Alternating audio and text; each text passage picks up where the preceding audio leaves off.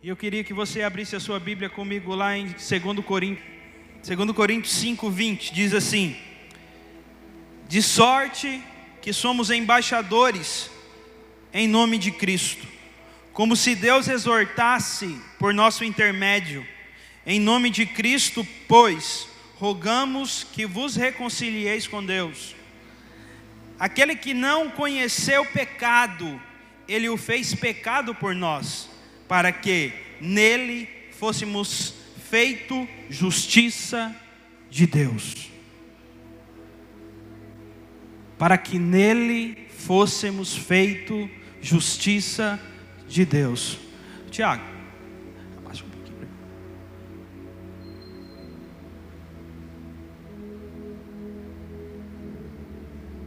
Nós precisamos entender algo nessa noite. Existe uma geografia, existe um ambiente em que o cristão ele caminha. Existe uma atmosfera em que eu e você caminhamos todos os dias da nossa vida. Então o Senhor ele tem feito o quê? O Senhor ele tem nos colocado em alguns lugares, em alguns ambientes, para que eu e você pudesse manifestar a glória de Deus sobre aquele lugar. A palavra de Deus fala que o Senhor espera ardentemente a manifestação dos seus filhos. Então Ele nos insere dentro de uma geografia, Ele nos insere dentro de um ambiente, dentro de uma atmosfera, para que eu e você pudesse exatamente manifestar o seu reino, manifestar a sua glória, manifestar o seu amor. E dentro disso, o Senhor ele vem nos mostrando alguns ambientes em que o cristão ele ainda erra muito, em que ele ainda patina, em que ele ainda precisa de ajuda, em que ele ainda retorna ao mesmo erro. E nós precisamos compreender que existem alguns processos na vida do cristão que vai ser impossível não passar por eles. Existem algumas situações que são impossíveis, que na minha vida e na sua vida nós não iremos enfrentar na nossa caminhada cristã. E entender esses processos é entender que o Senhor trabalha a nosso favor. Entender esses processos é entender que o Senhor todos os dias Ele nos chama para algo, Ele nos entrega algo, e aquilo que Ele nos entrega é o suficiente para que a gente possa viver todos os dias da nossa vida. A gente lê o Antigo Testamento e a gente vê algumas palavras, a gente vê algumas passagens, e todas elas querem refletir a quem? Querem revelar quem? Todas elas querem revelar Jesus. Todas elas querem mostrar Jesus, assim como o Novo Testamento nos dá uma clareza.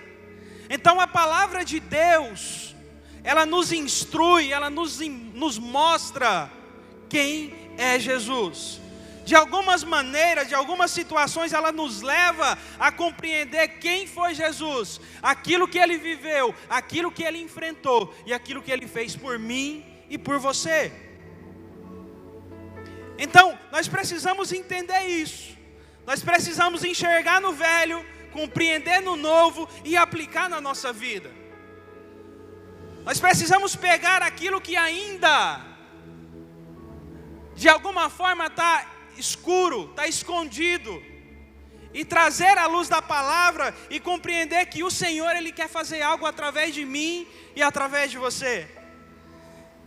Ah, pastor, mas quantas vezes o Senhor nos já falou que só vir à igreja, sentar num banco, não é o seu chamado? Quantas vezes você já ouviu isso? Quantas vezes você já ouviu o pastor dizer que, querido, o Senhor não te chamou só para sentar no banco de uma igreja. Eu tenho certeza que ao longo dos anos que você frequenta a casa do Senhor, você já ouviu de mim, você já ouviu do pastor Fernando, você já ouviu do bispo, da bispa e por tantos outros lugares que você passou. Eu tenho certeza que você ouviu essa frase: Vitor, o Senhor não te chamou só para sentar nesse banco. Não foi só para isso, Thalita. Por quê? Porque realmente Ele não te chamou para isso. Porque realmente Ele não te chamou para ser mais um, não. Ele te chamou para ser a diferença aonde você está, no ambiente em que você está e na geografia em que você está. Estava lendo o capítulo de Levítico, capítulo 4. E a Bíblia ela traz uma série de narrações sobre o pecado do povo. A Bíblia ela traz uma série de recomendações para que o pecado do povo fosse purificado. Ela traz várias recomendações para pessoas como eu e você, para pastores, para sacerdotes, para uma congregação, para uma nação, para príncipe, para reis.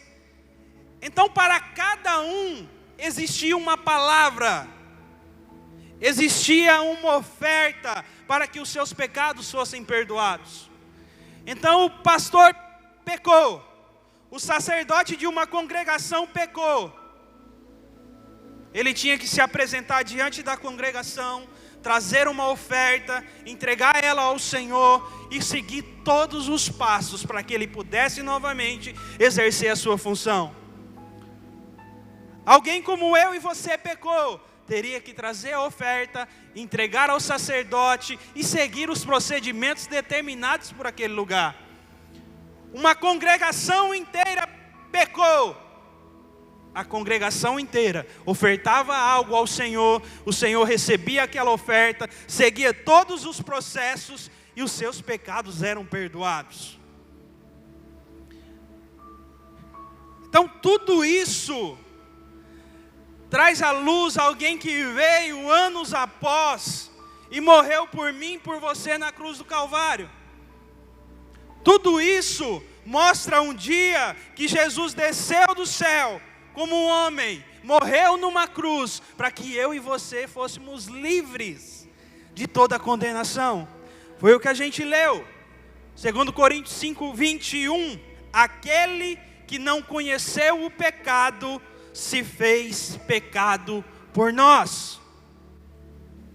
Então não existia pecado algum nele, mas ele olhou para uma nação inteira e disse: eu vou me fazer pecado por ela. Eu vou me colocar no lugar do pecado para que eles conheçam quem é Deus. Então Jesus ele vem, ele se entrega na cruz do Calvário. Aí a gente vai ler lá em Hebreus as mesmas recomendações acerca daquilo que eu falei em Levítico.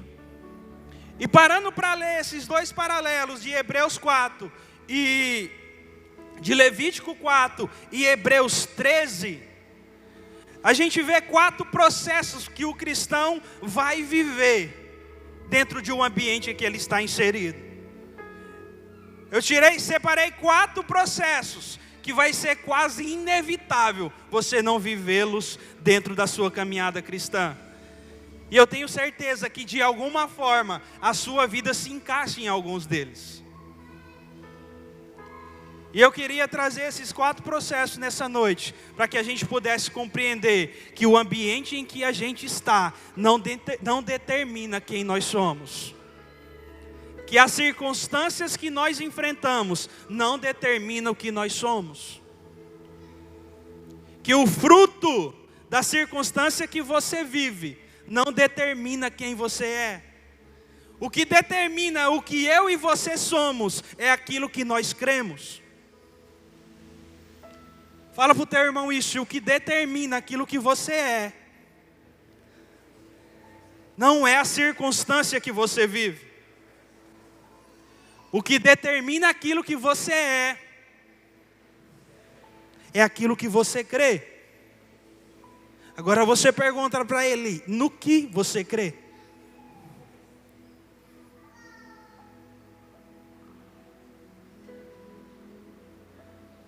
Então eu quero começar essa noite perguntando para você, igreja: no que eu e você temos crido? Porque se eu creio que o que determina a minha vida financeira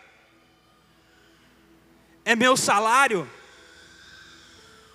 um dia eu posso não tê-lo. Se eu creio que o que determina a minha vida são as pessoas que estão do meu lado, um dia elas podem falhar comigo. Se eu creio que as adversidades, elas dão um sentido para a minha vida, um dia elas podem me paralisar. Mas se eu creio que Jesus, o Filho de Deus, morreu por mim na cruz do Calvário, se fez pecado por mim e por você, eu tenho tudo para vencer na vida. O que nós precisamos é crer em algo. Existem os ateus que não acreditam em Deus. Existem tantas outras religiões que não creem no Senhor. Mas é aquilo que nós cremos que determina quem nós somos. E como cristão, o ambiente que nós estamos precisa ser revelado àqueles que ainda não creem. Por quê? Porque o Senhor espera isso. Porque o Senhor deseja isso. Então a geografia que você está, meu irmão, não determina quem você é. A geografia em que você está não determina quem você vai ser, mas aquilo que você crê determina a geografia que você está. Aquilo que você crê tem poder para mudar o ambiente em que você está. Mas isso não nos livra de algumas situações, isso não nos livra de algumas coisas. Então isso significa que nós temos que perseverar. Isso significa que nós temos que ter a esperança. Isso significa que nós temos que crer realmente que Jesus é o Filho de Deus e se fez pecado por mim e por você. Pergunta para o seu irmão, você acredita nisso? O que ele respondeu? Você acredita nisso? Pergunta mais uma vez para ele, você acredita? Você crê? Porque é isso que nos move. É isso que nos leva em direção àquilo que o Senhor tem para nós. É isso que vai fazer eu e você entender que o banco de uma igreja não é o nosso lugar. Que o banco de uma igreja é apenas a geografia dada por Deus para que eu me prepare para enfrentar algo lá fora. Que um ambiente como esse é o Senhor me preparando e me habilitando para vencer as dificuldades que o mundo me dá. Por quê? Porque esse é o nosso mundo agora. Mas quando nós saímos por aquela porta, quando nós deixarmos esse estacionamento, nós estaremos inseridos dentro de uma sociedade. E uma sociedade cheia de erros, cheia de falha, cheia de pecado. E o que vai determinar a nossa vida não são esses pecados, não são os nossos erros, mas é aquilo que nós cremos. E para passar por isso, algumas etapas da nossa vida, nós precisamos entendê-las. E um primeiro processo para que você compreenda que você como cristão, você vai enfrentar é o processo da humilhação. Repita comigo, o processo da humilhação. Agora você fala para o seu irmão, você vai ser humilhado.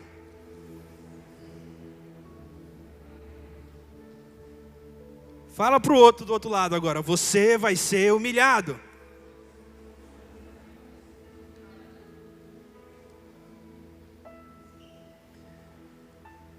Quantos aqui já foram humilhados? Por quê? Porque são processos que o Senhor nos dá para viver.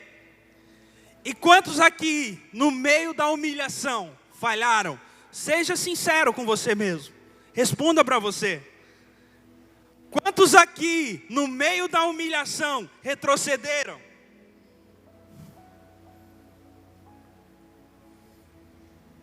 Eu acho que quase todos. Se não 100%, 99,9%. Por quê? Porque a humilhação nos machuca. A humilhação nos maltrata. A humilhação dói. A humilhação mexe com o eu. E tem vezes que você, para não enfrentá-la, para não bater de frente, você decide o quê? Renunciar e viver a sua vida. Mas esse processo de humilhação é um processo da vida cristã.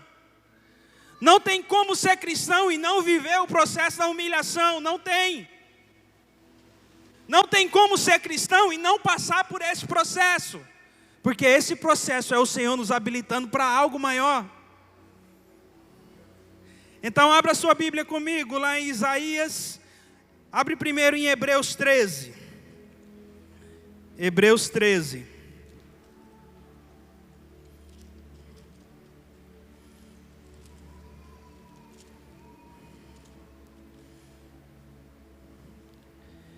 Hebreus 13, 11, diz assim: pois aqueles animais, cujo sangue é trazido para dentro do Santo dos Santos, pelo sumo sacerdote, como oblação pelo pecado, tem o corpo queimado fora do acampamento. Por isso que também Jesus, para santificar o povo pelo seu próprio sangue, sofreu fora da porta. Saiamos, pois, a ele, fora do arraial, levando o seu vitupério.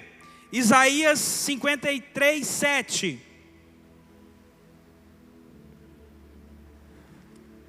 Isaías 53, 7. Olha aí o processo que Jesus passou. Ele foi oprimido e humilhado, mas não abriu a boca. Como cordeiro foi levado ao matadouro, e como ovelha muda perante os seus tosquiadores, ele não abriu a boca. A palavra de Deus fala que nós somos o quê? A imagem e a semelhança de Cristo. Que eu e você fomos feitos filhos de Deus. E isso significa que nós vamos enfrentar as mesmas coisas que Jesus enfrentou. Pastor, então significa que eu vou ter que morrer? Vai. Fala para o seu irmão, você vai precisar morrer. E o que é a morte para você hoje? Para Jesus, a morte foi subir naquela cruz e dar a sua vida por mim e por você. Então ele foi humilhado, ele foi oprimido,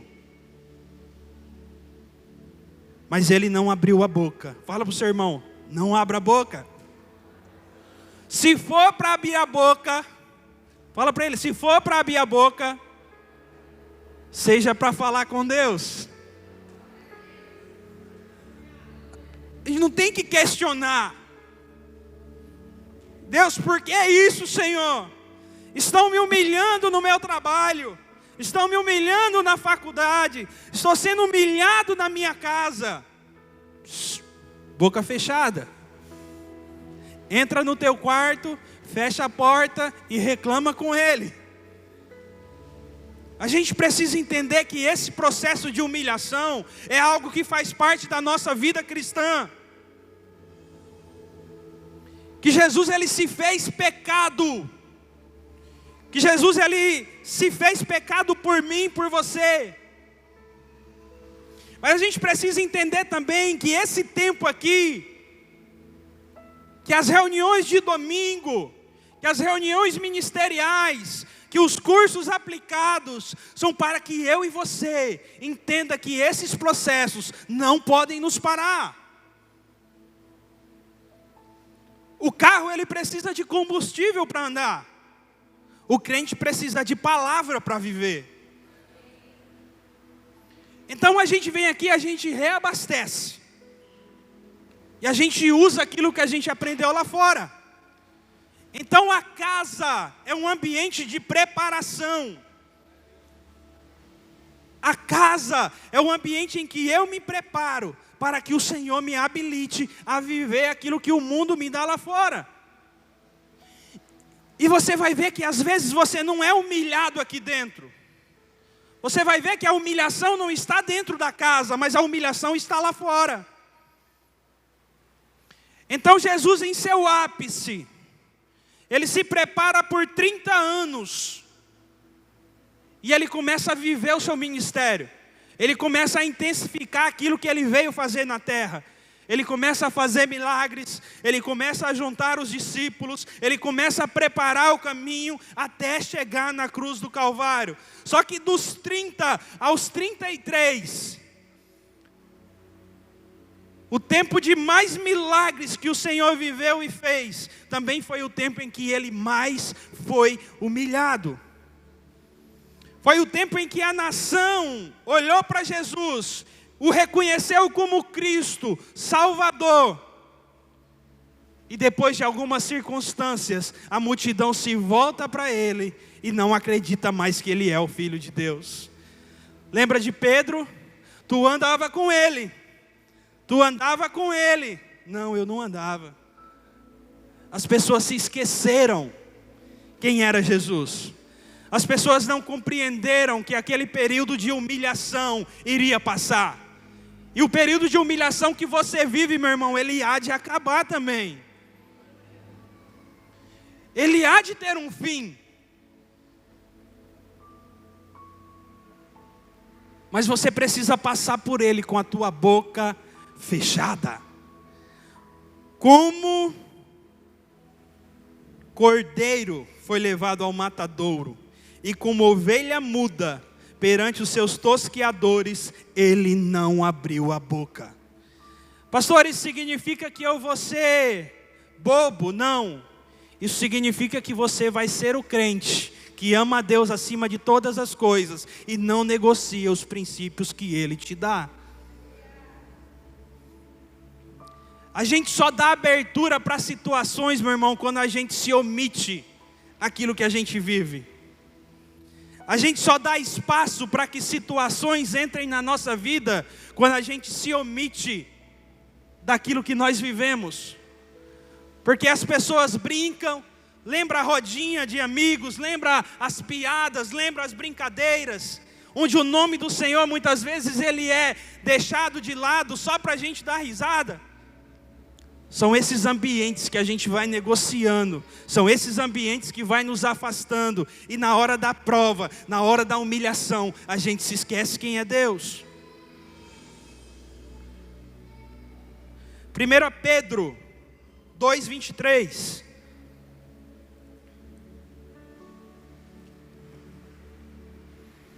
Diz assim: pois ele, quando ultrajado, não revidava com ultraje, quando maltratado, não fazia ameaças, mas entregava-se àquele que julga retamente, carregando ele mesmo o seu corpo sobre o madeiro, os nossos pecados, para que nós, mortos para os pecados, vivamos para a justiça, por suas chagas fomos sarados.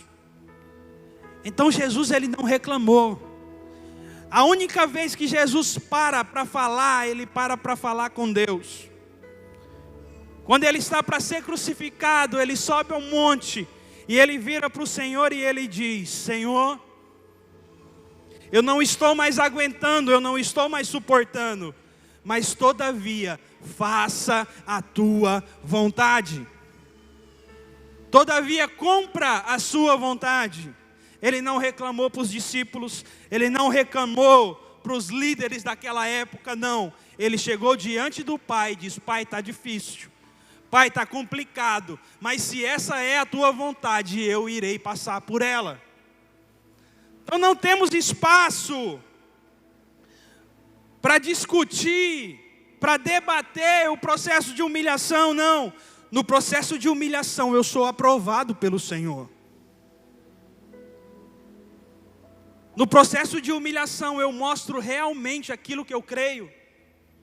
No processo de humilhação eu realmente demonstro quem eu sou em Cristo Jesus. Porque independente da situação eu permaneço nele.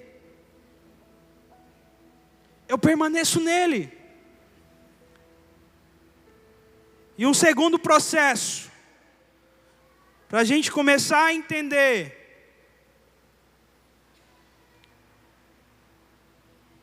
é o processo de destituição. Repita comigo: processo de destituição. Destituição tem a ver com degradação. E uma degradação de algo, com o tempo, pode significar o seu fim. Abre comigo em Levítico capítulo 4. Levítico 4:11.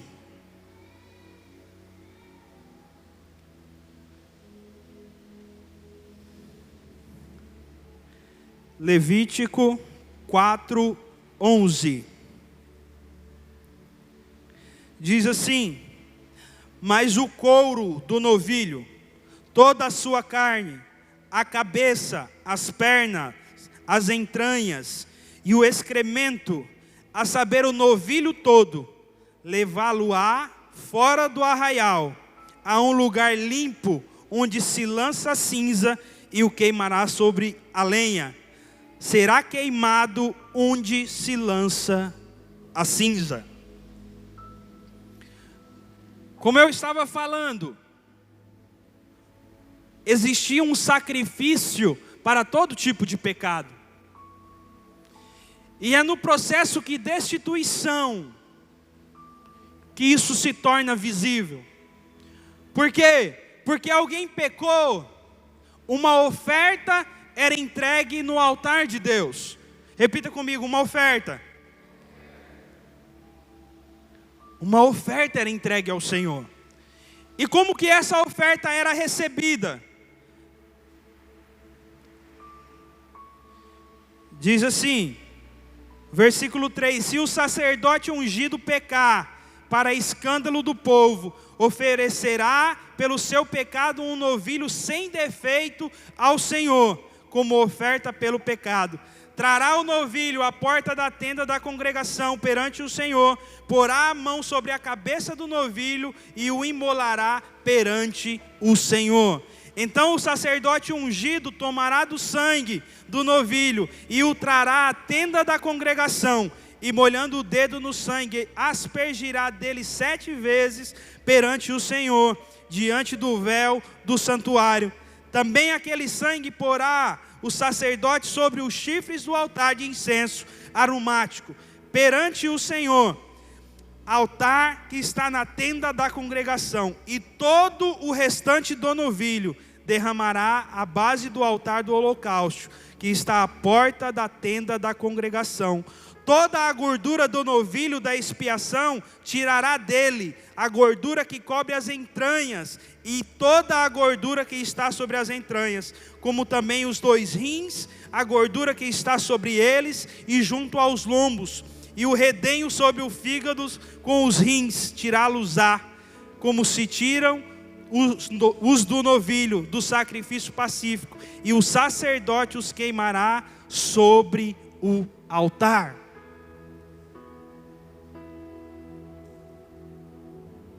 A oferta era entregue à congregação. O pastor a recebia, o sacerdote a recebia. E quando ele a recebia, ele separava o sangue, ele separava a gordura. E o sangue e a gordura eram levados até o altar do Senhor para ser queimados. Nesse processo de degradação daquele novilho, ele separava a carne e todo o restante do novilho e os levava para fora da congregação. Por quê? Porque isso seria queimado lá fora. Isso significa que dentro de um processo de destituição da vida cristã, existirá o tempo em que você irá queimar gordura dentro da casa. Existirá um tempo em que você será preparado dentro da congregação. Mas existirá um tempo em que você sairá para fora para que você seja queimado lá. Ser queimado, pastor, é ser queimado. Porque Jesus, Ele fez todos os milagres que fez. Ele fez tudo aquilo que Ele fez por mim e por você. Mas Ele foi crucificado fora do arraial. Por quê? Porque a oferta, naquele tempo que era um novilho, ela não era queimada dentro do arraial, ela era queimada fora, em um lugar específico. Então Jesus ele vem, Jesus ele entrega a sua vida, ele faz os milagres que ele faz, ele passa pelo processo de humilhação, ele começa a enfrentar o processo de destituição, mas ele não é queimado dentro do arraial, ele é crucificado fora. O que isso significa, irmãos? É que as nossas maiores lutas, elas não estão dentro da casa do Senhor. O que isso significa é que as nossas maiores guerras, elas não serão enfrentadas aqui dentro, mas elas serão enfrentadas lá fora. Porque nós estamos sendo habilitados a enfrentar as batalhas que o mundo nos dá. Nós não seremos humilhados dentro da casa do Senhor, nós seremos humilhados lá fora, mas é lá fora que nós manifestaremos o reino de Deus. Você não precisa manifestar o reino de Deus dentro da casa dele, não. Você precisa manifestar o reino do Senhor lá fora. Porque aqui ninguém precisa entender que você é cristão, porque nós viemos aqui para adorar o Senhor.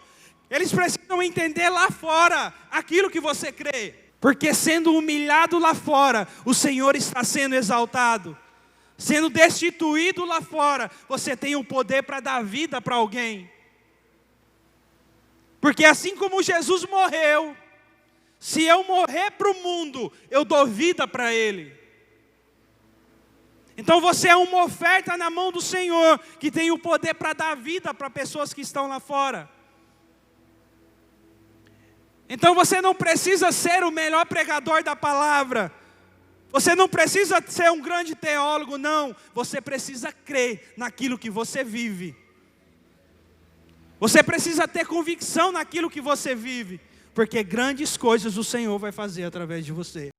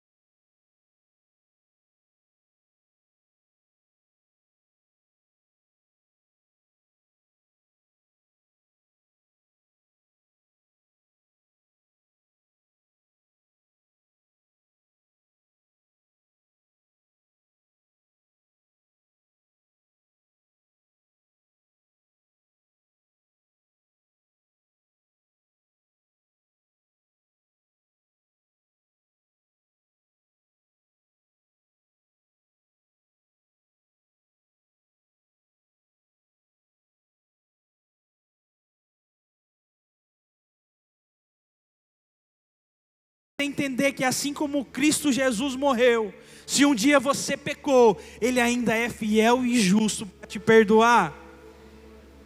Não deixa, irmão, não deixa que a circunstância e o pecado que você viveu te paralise onde você está, não. O Senhor, Ele quer purificar a sua vida. O Senhor, Ele morreu naquele madeiro por mim e por você. Então se achegue a Ele. Entenda que Ele se fez pecado por mim e por você.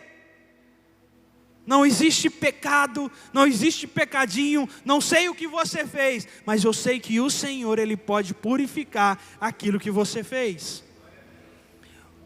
O maior erro das pessoas é achar que o pecado tem poder para tirá-los da presença do Senhor. Mas na verdade não. O pecado nos afasta, mas o Senhor nos reaproxima. O pecado nos deixa longe, mas quando nós estamos ligados no Senhor, Ele nos traz de volta. O que você precisa é não deixar a mão do Senhor fugir do teu alcance. O que você precisa entender é que o Senhor, Ele está lá todos os dias, esperando por você. Basta você abrir os teus olhos, abrir os teus ouvidos, que você vai entender que Ele está ali. Não tem como viver Jesus de longe. Não tem como viver Jesus lá fora, não, irmãos. Nós precisamos estar perto do Senhor, para que Ele possa construir algo dentro de nós. Se o pecado te afastou, ao mesmo tempo se reconcilie com Ele. Se o pecado te deixou longe, vá para o quarto processo. Veja, nós queremos julgar o outro por aquilo que ele fez, e isso não cabe a mim, cabe a você. Isso é o processo que Jesus faz. Lembra daquela mulher em adultério? Os fariseus chegam para Jesus e falam para ela: ei, pegamos ela se deitando com outro homem. Aí eles perguntam para Jesus: e agora, Senhor, o que a gente faz? Aí Jesus vira para eles e fala assim: aquele que não tem pecado, que atire a primeira pedra. Aí a Bíblia fala que as pessoas começam a ir embora, porque aquela fala de Jesus mostrou exatamente o ambiente em que elas estavam inseridas. Então não existe em você poder para julgar o outro, não. Aquele que não tem pecado, que atire a primeira pedra. É tempo de se reconciliar com o Senhor, irmãos.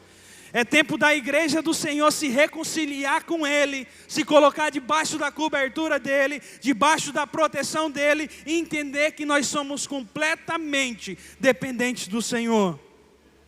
Todo dia você precisa colocar lenha nova para queimar sobre a sua vida. Mas você também não pode se esquecer de remover as cinzas antigas que estavam lá. Precisa remover. Hebreus 10:14. Coloca para mim aqui, Fê. Hebreus 10:14.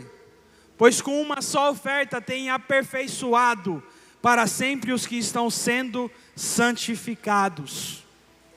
Uma só oferta me santificou, te santificou, e tem poder para santificar toda a geografia que está lá fora. Mas isso só será possível se eu e você se fazer oferta como Ele foi feito. Então você é uma oferta do Senhor, meu irmão. Você precisa entender que você é uma oferta do Senhor. E é isso que vai te habilitar a viver aquilo que você nunca viveu. Seja humilhado, seja destituído. Enfrente o processo de purificação, enfrente o processo de reconciliação, mas entenda que em tudo isso o nome do Senhor é glorificado. Entenda que em tudo isso você será habilitado por Deus para viver em outros níveis. Isso não fará de você a mesma pessoa que eu sou, porque os níveis de guerra que você enfrenta são diferentes daquilo que eu enfrento.